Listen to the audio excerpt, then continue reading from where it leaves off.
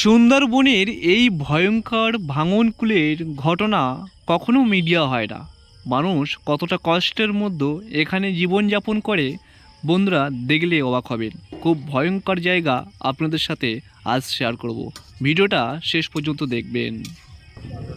আমাদের এখানে যখন বাঁধ ভেঙেছিল তখন আমাদের কোনো মিডিয়া চ্যানেল বা ড্রোন শ্যুট নিতে দেয়নি, কেননা ওখানে রেস্ট্রিকশান ছিল। কেননা যাতে সুন্দরবনের যেহেতু কংক্রিটের বাঁধ স্যাংশন হওয়ার কথা ছিল, পার্টিগত কারণে বা কোনো সমস্যা রাজনৈতিক কারণে করতে পারেনি, সেই দুর্নীতিটা যাতে বুঝতে না পারে তার জন্য এইগুলোর দেখাতে পারে মানে দেখাতে দেয়নি বা রেস্ট্রিকশান ছিল আমাদের। টোটালি আমরা ভিডিও করতে চেয়েছিলাম, আমাদের করতেই দেয়নি এই কারণে। তার জন্যে এখানে পুরো এই এরিয়া বা এই এলাকাটা পুরো সম্পূর্ণ জলের তলায় মানে মগ্ন ছিল, জলের তলায় পুরো নিমজ্জিত ছিল। আর এইগুলো পুরো জলে ডুবে গেছিলো, এগুলো সম্পূর্ণ চাষ হয়েছিল। হ্যাঁ, তো এখন এই অবস্থা রয়েছে এখন কোনো রকমভাবে।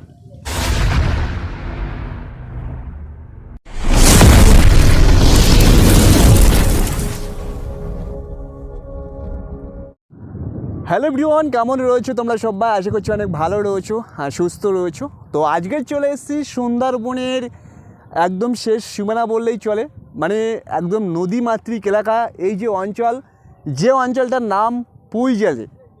তো সেই পুঁইজালিতে এসেছি। আর জায়গাটা এখানে প্রত্যেক বছরেই এই যে নদী বাঁধ দেখতে পাচ্ছেন, এই নদী বাঁধ কিন্তু প্রত্যেক বছর ভেঙে থাকে। এটা কিন্তু ভাঙন কুল দেখতে পাচ্ছেন আপনারা। এখন নদীর জল উতল হয়ে রয়েছে, প্রচণ্ড ঢেউ হচ্ছে। আপনাদেরকে শেয়ার করছি, এই যে রায়মঙ্গল নদী, এই নদীটার অনেক হিস্টোরি রয়েছে, খুব ভয়ঙ্কর নদী। তো দেখতে পাচ্ছেন যে এখানকার যে নদী বাঁধ, এখানে কিন্তু কোনো প্রকার এই বাঁধ রাখা যায় না। প্রত্যেক বছর যখন জল উচ্ছ্বাস হয়ে থাকে তখন কিন্তু এই নদী বারে বারে ভেঙে যায়। বিশেষ করে এই জায়গাটায় বারে বারে ভেঙে যায়।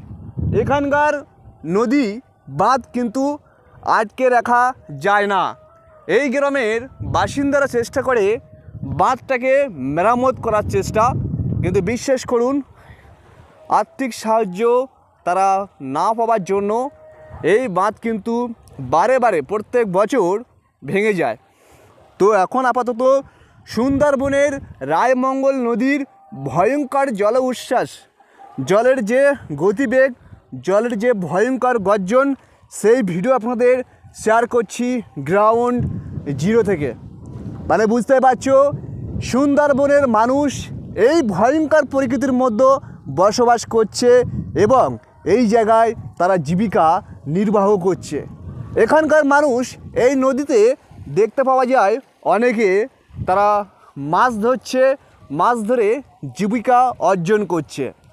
এখানে বারে বারে ভেঙে যাওয়ার জন্য তারা কিন্তু কোনো রকম সাহায্য কিংবা তারা কিন্তু সরকারি অনুদান পেয়ে থাকে না। হয়তো কিছু পরিমাণ অনুদান এখানকার যারা এমএলএমপি রয়েছে তারা দিয়ে থাকে, কিন্তু সরকারি আমাদের সুন্দরবনের জন্য যে বড় টাকা একটা বরাদ্দ করা হয় সেই টাকা কিন্তু এখানে আসে না।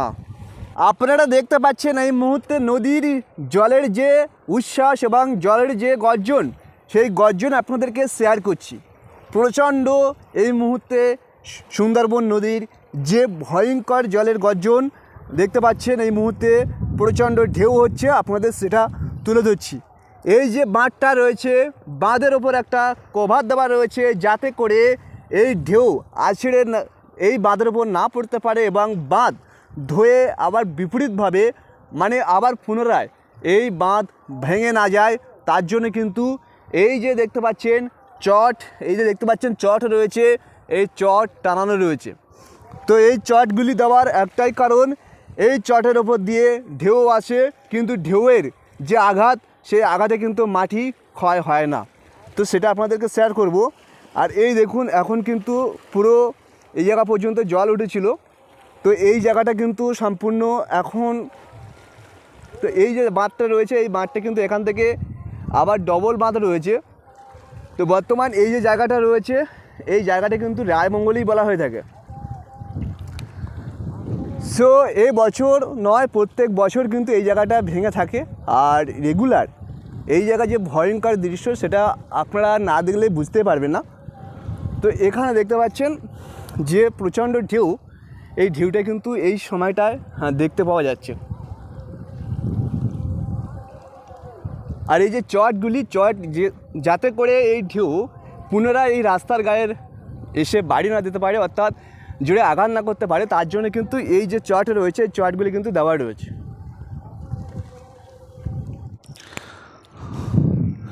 তো বন্ধুরা, এই যে রায়মঙ্গল নদীতে এসছি আর এখানকার যে ভয়াবহ যে নদীর গর্জন, তো এই নদীটার রহস্য কি এটি জেনে নেব। তো একটা ভাই রয়েছে এই নদীটার রহস্য কি, এবং এই যে জায়গাটা প্রত্যেক বছর ভাঙে, কেন ভাঙে? আমাদের সুন্দরবনের মধ্যে এই যে নদীটা, তুমি যে নদীর কথা বললে, এই নদীটা রায়মঙ্গল নদী। আর এই নদী আমাদের এই সুন্দরবনের মধ্যে বড় সবচেয়ে, আমরা যতদূর জানি।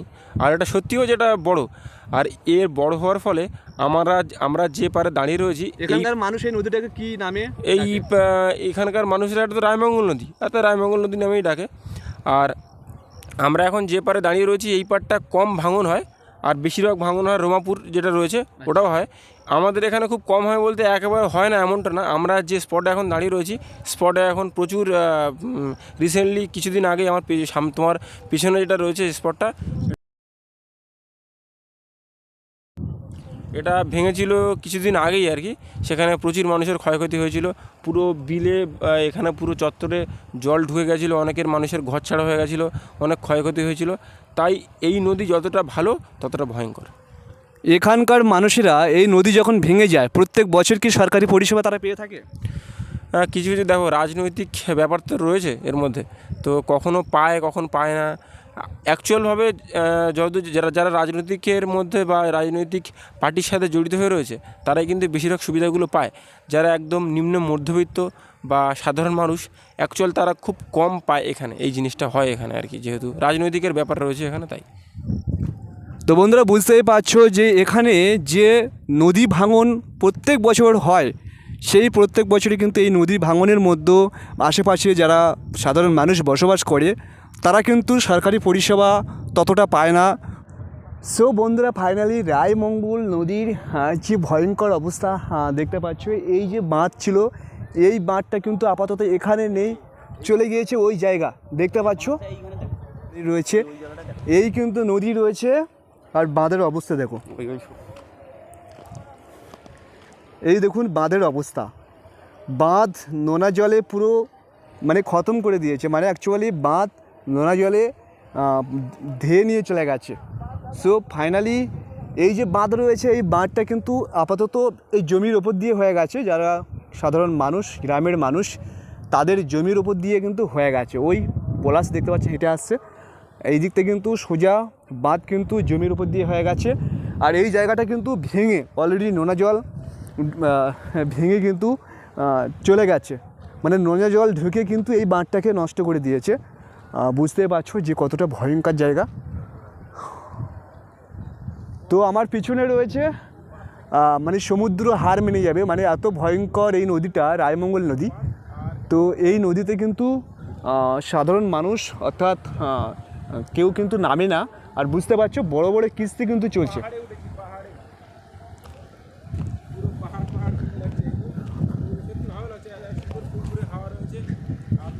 নদী সুন্দরবনের এই যে দৃশ্য দেখতে পাচ্ছ, চারি সাইডে কিন্তু নদী রয়েছে।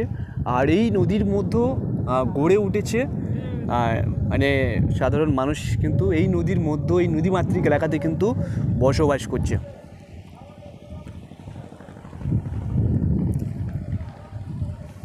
অসাধারণ লাগছে। আর এই দিকটা কিন্তু দেখতে পাচ্ছ নদী ভীষণ বড়। তো ফাইনালি কিস্তি আসছে বড় বড়, যে কিস্তিগুলো অ্যাকচুয়ালি বোট যেগুলো আমরা বলে থাকি, যাতে ইট বালি পাথর এগুলো নিয়ে যাওয়া হয়, প্রত্যেক বছর ভাঙে। সেটা কিন্তু উপরের সরকার মহল বা যারা রয়েছে তারা কিন্তু সঠিকভাবে এই জায়গার এখন কোনো ঘটনাতে কিন্তু মিডিয়া এবং অন্যান্য কিছু হয়নি, মানে নিম্ন স্তর এই এলাকাটা।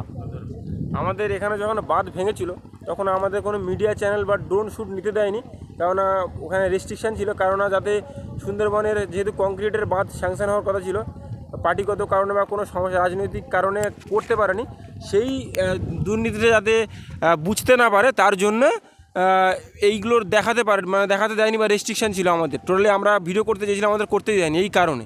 তার জন্যে এখানে পুরো এই এরিয়া বা এই এলাকাটা পুরো সম্পূর্ণ জলের তলায় মানে মগ্ন ছিল, জলের তলায় পুরো নিমজ্জিত ছিল। আর এইগুলো পুরো জলে ডুবে গেছিলো, যেগুলো সম্পূর্ণ চাষ হয়েছিল। হ্যাঁ, তো এখন এই অবস্থা রয়েছে এখন কোনো রকমভাবে।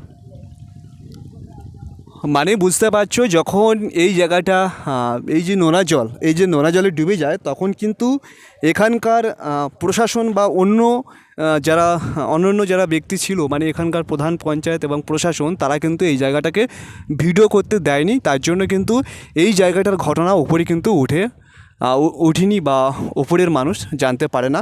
কারণ এই জায়গাটা খুব ভয়ঙ্কর জায়গা, যে জায়গাটা আপনারা আসলে অবশ্যই ভয় করবে। তার কারণ এই নদীটা প্রত্যেক বছর সাঁড়াশি যে গন বলে, সেই জোয়ারে কিন্তু ভেঙে যায়। তাই জন্য এই জায়গাটা কিন্তু এখনও পর্যন্ত সঠিকভাবে মেরামত কিন্তু হয়নি। আর আমরা রয়েছি ঠিক এই মুহূর্তে যে বাঁধটা, সে বাঁধটা কিন্তু অলরেডি ভেঙে গেছে, দেখতে পাচ্ছ। তো এই বাঁধ ভেঙে কিন্তু এই সাইডে যে বাঁধটা রয়েছে, এই বাঁধ তৈরি হয়েছে।